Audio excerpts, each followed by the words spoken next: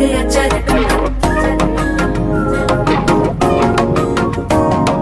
புதுசா ஒரு வெட்கம் முளைக்குது, பிடிச்சா ஒரு வெப்பம் அடிக்குது. வேட்டி ஒண்ணு சேலையத்தான் கட்டிக்கிட்டு சிக்கி தவிக்குது.